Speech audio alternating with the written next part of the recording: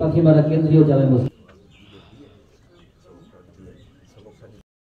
তারপর যেহেতু একটু অনুরোধ করা হয়েছে, আর আমি যেহেতু পাশেই বন্ধ হয়ে গেছে, কষ্টের বিষয়। ছেলেই পায়, সরকার থেকে টাকা পায়।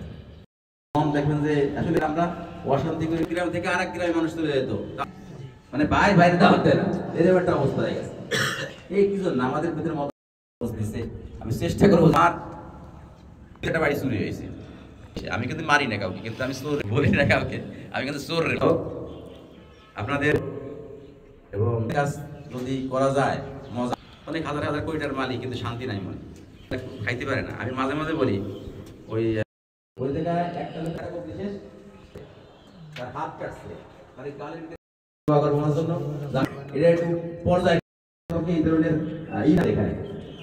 ঠিক আছে, যারা আমার কাছে আসবে যাতে অনুদান কিছু আসে, বুঝতে আছেন আমার এলাকার লোকজনই আপনারা সেই গোলাম 24 ঘন্টার ভিতর 16টা ঘন্টা তোমার দেওয়া আঙ্গুর গোলাপ কোরআনের লাইনে লাইনে। রব্বুল আলামিন, তুমি আমাদের জিন্দেগির তামাম গুনাহগুলি দিলে মাফ করে দাও ইয়া রব্বুল আলামিন।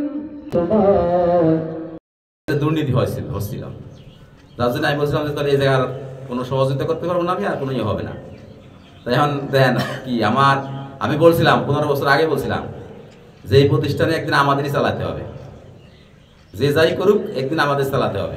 এখন তোমরা দুর্নীতি করো, যা করো, এখন কিন্তু সেই প্রতিষ্ঠান কিন্তু সেই পর্যায়ে চলে গেছে।